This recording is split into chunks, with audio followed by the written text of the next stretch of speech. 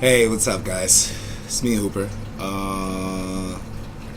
3:31 on sobriety. For everyone that's new that just joined my page yesterday, yo, thank you so much. Shout out to Jess. Um, really appreciate that. Really appreciate that. I love the support. Actually, hit up Jess this morning. It's like, hey, give me a topic. She said some raw shit. Do something that, go ahead and say what's real. So I'm gonna go ahead and give you a little insight on who I am.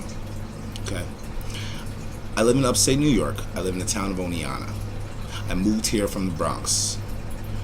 I grew up Patterson Projects, 143rd Street, and I moved up here in '98. I'm going to talk to you about this video being about crutches, about how to use them, and how I chose not to. When I moved up here, we moved up here years and years ago because of death in the family. My mom died. It was the day after Mother's Day. I remember I stayed home from school that day because I wanted to hang out with my mom, and she sent me to go get some Chinese food. I went, got some Chinese food, and when I came back, she wasn't moving on the bed. I remember calling 911, tried performing CPR 3 times, and I had no real recollection of what was going on. 911 showed up. Thank God we lived by a hospital. It must have been hours later. My mom was pronounced dead. 12 years old. 19 days before my birthday. Probably one of the roughest things that's ever happened to me. Jail is nothing compared to losing your mother unexpectedly. I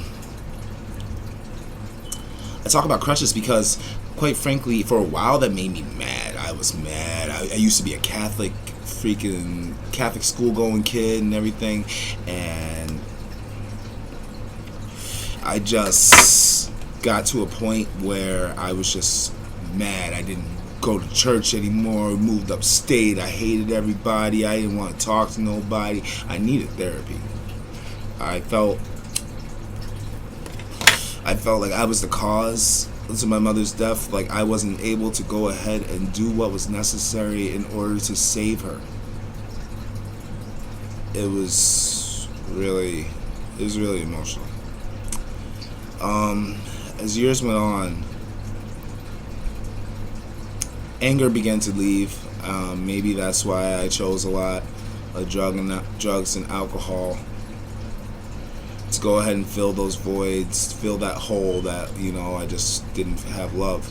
I moved up here with family. I felt a way about my family because everything just got taken away from me. So I just didn't know. The whole life I knew stopped that day.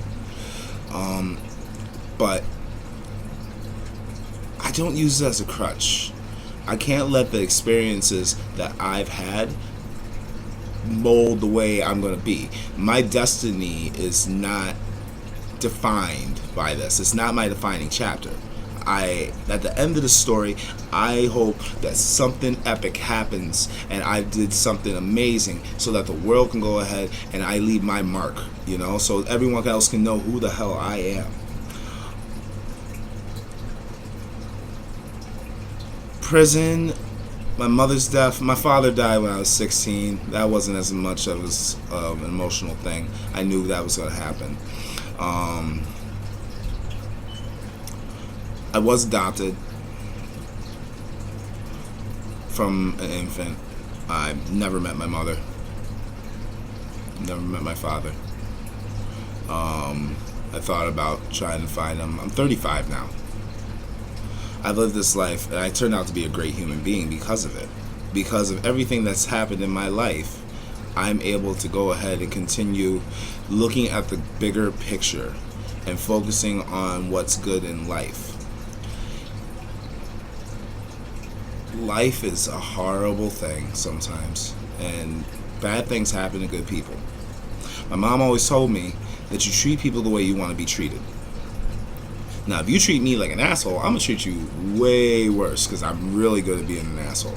But I just don't feel as if that's necessary sometimes.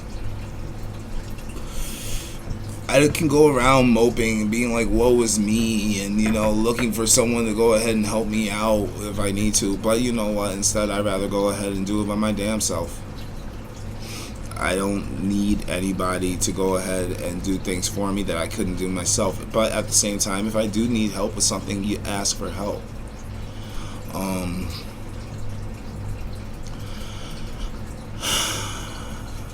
I miss my parents every day. I wish that, they were around to go ahead and give me a little bit more moral support and advice as I grew older.